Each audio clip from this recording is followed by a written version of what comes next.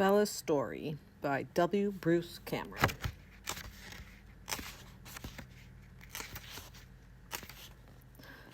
From the beginning, there were cats. Cats everywhere. I couldn't really see them, even though my eyes were open. When they were nearby, all I was aware of was shifting shapes in the darkness. But I could smell them, just as I smelled my mother and her milk. Just as I smelled my brothers and sisters close to me in a squirming, wiggling pile. I didn't know they were cats at first, of course. I only knew that they were close to me and that for some reason they didn't try to nurse alongside me. I was grateful for that. It was difficult enough to find a place to feed at my mother's side with my litter mates always shoving me around. Later on, I discovered that cats were their own kind of animals, small and fast and graceful. Many of them were tiny and young and had their own mothers, which explained why they didn't try to nurse from mine. We all lived together in a cool, dark home. There was dirt under my paws, and the dirt was full of old, dry smells. Above, there was a ceiling of wood. Whenever my mother got to her feet, her tail made a perfect upright curve that reached halfway to the ceiling.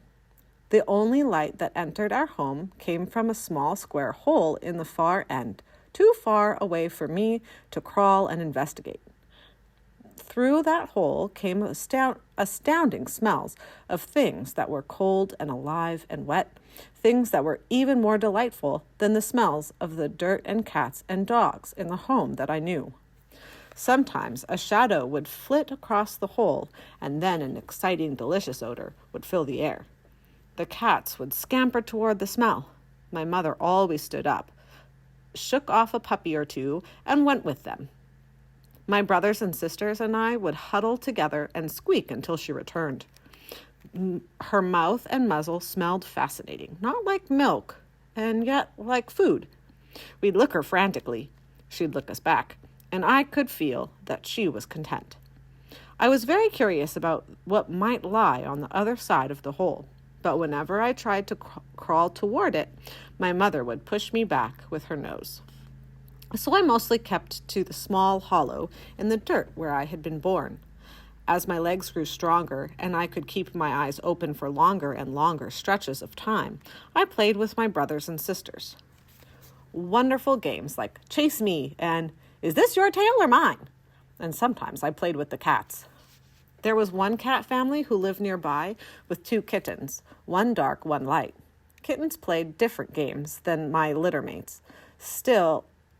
Like Stalk Me, or Pounce and Run, or Curl Up and Purr. Sometimes I was irritated by the way they played. I wanted to climb on their backs and chew on their necks, but they couldn't seem to get the hang of this. They would just go limp whenever I tried it, and then leap away as soon as I let go. Or they'd wrap their entire bodies around my snout and bat at my face with tiny, sharp claws. But mostly the kittens were fun and very good at Chase Me. Their mother was a big, friendly creature who sometimes licked my ears or cheeks. I thought of her as Mother Cat. After a game with my kitten friends, my own mother would come to find me. She'd pick me up by the loose skin on the back of my neck and carry me back to where I belonged. She'd drop me in a pile of brothers and sisters who would sniff me all over. They didn't seem to care for the smell of cat. I couldn't understand why. That was my life. My mother, my litter mates, my cat friends, my wonderful home, and the mystery of the hole that someday I was sure I would explore. One day I was nursing drowsily, my brothers and sisters next to me, when all of a sudden my mother lunged to her feet. She moved so quickly that my legs were lifted off the ground before I dropped off and fell into a heap. I knew instantly that something very bad was happening. A panic spread through our home. Cats scampered toward the back of the den, away from the square hole, some carrying kittens in their mouths.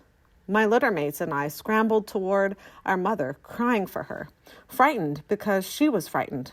Beams of powerful light burst in through the hole. They dazzled my eyes. I had never known anything so bright. Strange sounds came from the other side of those lights. "There's like 100 cats under this porch.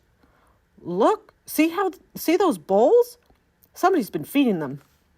My mother panted, backing away. We all did our best to stay with her, begging her with our tiny voices not to leave us. Her ears lay flat against her head, all of her attention focused on whatever was making these sounds and flashing lights. "Well, we can't knock down a house with a whole cat colony in the crawl space."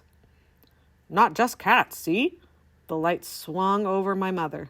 "A dog, too. Looks like a pit bull." "But we have to stay on schedule. We're supposed to start building in a month." "I know. I'll have to call somebody."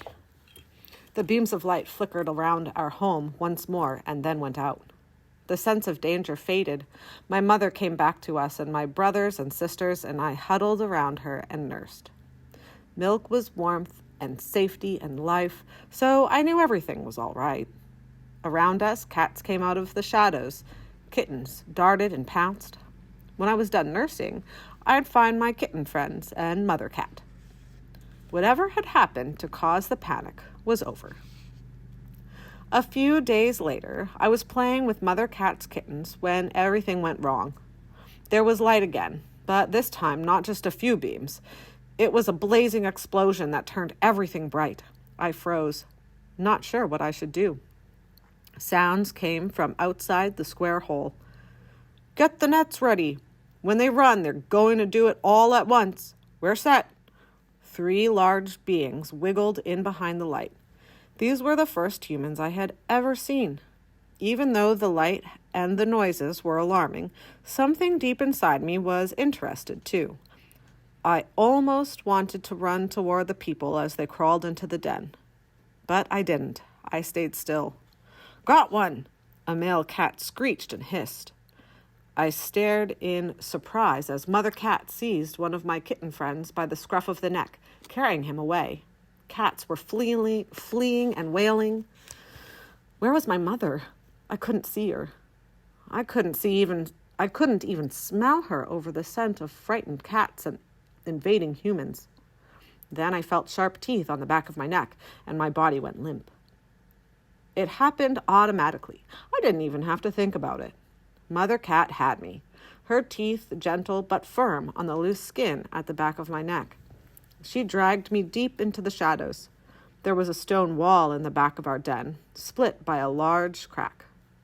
She squeezed me through the crack into a small, tight space and set me down with her kittens, curling up all around us.